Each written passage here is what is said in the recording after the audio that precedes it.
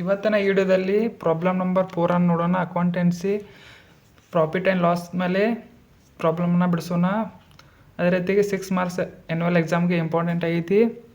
ಈಗ first of all ಪ್ರಾಬ್ಲಮನ್ನು ನೋಡೋಣ. Problem number 4, problem number 1, 2, 3 previous year ವಿಡಿಯೋದಲ್ಲಿ ಬಿಡಿಸಿದ್ದೇನೆ. ಅದೇ ರೀತಿ ಫಾರ್ಮೆಟ್ ಕೂಡ ಫಸ್ಟ್ ಪ್ರಾಬ್ಲಮ್ ನಂಬರ್ 1ನಲ್ಲಿ ಬಿಡಿಸಿದ್ದೇನೆ, ಅದನ್ನೇ ನೋಡ್ಬೋದು ನೀವು. ಪ್ಲೇಲಿಸ್ಟ್ ಕೂಡ ಇದೆ.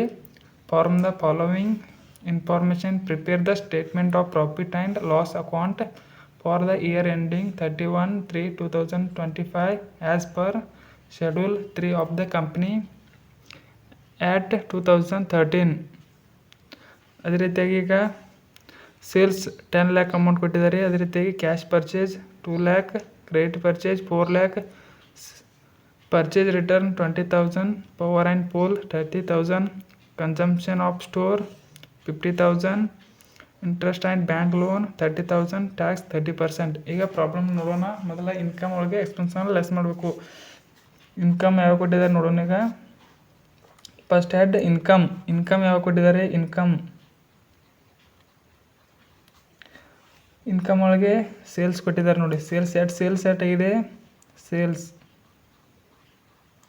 ಸೆಟ್ ಆಗಿದೆ 10 lakh. ಅದನ್ನ ಅಮೌಂಟ್ ಬರ್ಕೊಳ್ಳಿ 10 lakh ಅಂತ ಔಟರ್ ಕಾಲಮ್ದಲ್ಲಿ ಅಂತ. ಸೇಲ್ಸ್ ರಿಟರ್ನ್ ಏನಾದರೂ ಇದೆಯಾ? ಇಲ್ಲ. ಸೇಲ್ಸ್ ರಿಟರ್ನ್ ಇತ್ತಂದ್ರೆ ಲೆಸ್ ಮಾಡಿ ಹಿಡಿದು, ಇಲ್ಲ ಅಂದರೆ ಇದೇನಾಗ್ತದೆ ಟೋಟಲ್ ಇನ್ಕಮ್ ಎಷ್ಟಾಯಿತು 10 lakh. ಅದೇ ರೀತಿಯಾಗಿ ಈಗ ಸೆಕೆಂಡ್ ಹೆಡ್ ಯಾವುದು? ಎಕ್ಸ್ಪೆನ್ಸಸ್ ಯಾವುದಾವೆ ನೋಡೋಣ. ಈಗ cash purchase, credit purchase and purchase return, power and pole, consumption of store, interest and bank loan. ಇನ್ನು ಎಕ್ಸ್ಪೆನ್ಸ್ ಒಳಗೆ ಕ್ಯಾಶ್ ಪರ್ಚೇಸ್ ಅಮೌಂಟ್ ಇಟ್ಕೊಟ್ಟಿದ್ದಾರೆ.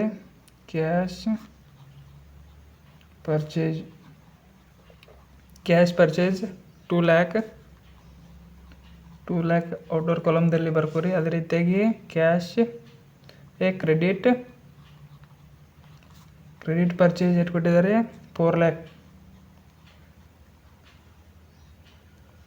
ಅದೇ ರೀತಿಯಾಗಿ ಪರ್ಚೇಸ್ ರಿಟರ್ನ್ ಇವು ಟೋಟಲ್ ಮಾಡ್ಕೊಂಡ್ರೆ 2 lakh ಪ್ಲಸ್ 4 lakh 6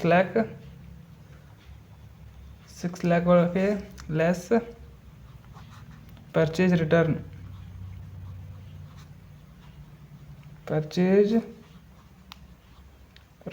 ಅಮೌಂಟ್ ಇಟ್ಕೊಟ್ಟಿದ್ದಾರೆ. Purchase return 20,000. ಈಗ ಯಾವುದಾದ್ರೂ ವಸ್ತುವನ್ನು ತೊಗೊಂಡ್ಬೇಕು, ಡ್ಯಾಮೇಜ್ ಆದರೆ ರಿಟರ್ನ್ ಮಾಡೋದಕ್ಕೆ ಪರ್ಚೇಸ್ ರಿಟರ್ನ್ ಅಂತಾರೆ. 20,000 ಲೆಸ್ ಮಾಡಿದ್ರೆ 5,80,000 ಅಮೌಂಟ್ ಬರ್ತದೆ. Total purchase. ಅದೇ ರೀತಿಯಾಗಿ ಈಗ ನೆಕ್ಸ್ಟ್ ಏನು ಕೊಟ್ಟಿದ್ದಾರೆ? ಪರ್ಚೇಸ್ ರಿಟರ್ನ್ ಮುಗಿತು. ಅದೇ ರೀತಿಗೆ ಪವರ್ ಆ್ಯಂಡ್ ಪೋಲ್, ಇದು ಎಕ್ಸ್ಪೆನ್ಸಸ್. ಪವರ್ ಆ್ಯಂಡ್ ಪೋಲ್ ವಸ್ತುಗಳು ತರುವಾಗ ಯಾವ್ಯಾವ ಖರ್ಚುಗಳು ಆಗ್ತಾವಲ್ಲ ಅದಕ್ಕೆ ಎಲ್ಲ ಎಕ್ಸ್ಪೆನ್ಸ್ ಅಂತಾರೆ. ಈ ಕನ್ಸಂಪ್ಷನ್ ಆಫ್ ಸ್ಟೋರ್, ವಸ್ತುಗಳನ್ನು ತರುವಾಗ ಸ್ಟೋರ್ ಮಾಡುವಾಗ ಆಗುವ ಖರ್ಚುಗೆ ಕನ್ಸಂಪ್ಷನ್ ಆಫ್ ಸ್ಟೋರ್ ಅಂತಾರೆ. ಸ್ಟೋರ್ ಮಾಡಿ ವಸ್ತುಗಳನ್ನ ಇಡುವಾಗ ಖರ್ಚಾಗೈತಿದ 50,000.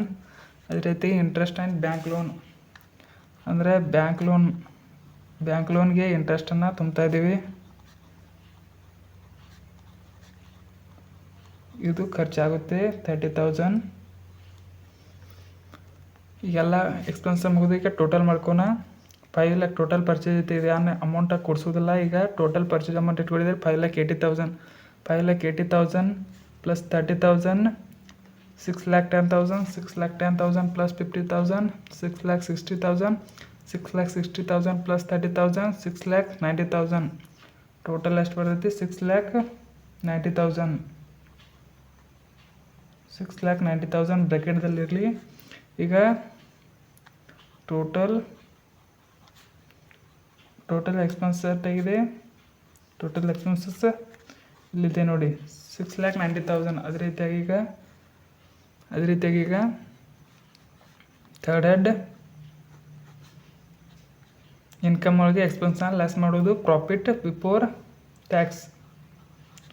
Profit before tax.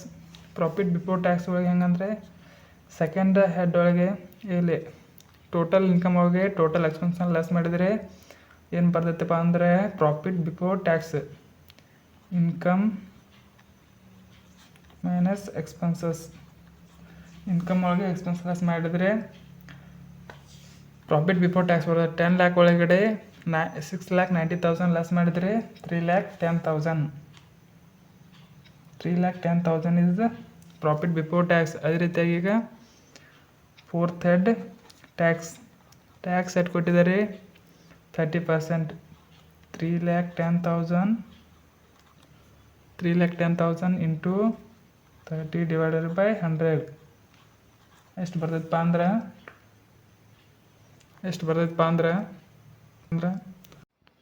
93,000 ಲೆಸ್ ಮಾಡಬೇಕು. ಲೆಸ್ ಮಾಡಿದರೆ ಎಷ್ಟು ಬರ್ತೈತಪ್ಪ ಅಂದ್ರೆ ಈಗ 2,17,000. 2,17,000 ಇದು ಯಾವ ಅಮೌಂಟ್ ಅಂದರೆ ಆಗಿರ್ತೈತೆ ಅಂದರೆ 5ನೇ ಹೆಡ್ಡ profit after tax. Profit after tax.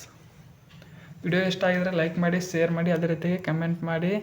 ಏನಾದರೆ ಈ ಥರ ಪ್ರಾಬ್ಲಮ್ ರಿಲೇಟೆಡ್ ಡೌಟ್ ಇದ್ದರೆ ಕಮೆಂಟ್ ಮಾಡಿ, ನಾನು ರಿಪ್ಲೈ ಮಾಡಲು ಪ್ರಯತ್ನಿಸ್ತೇನೆ.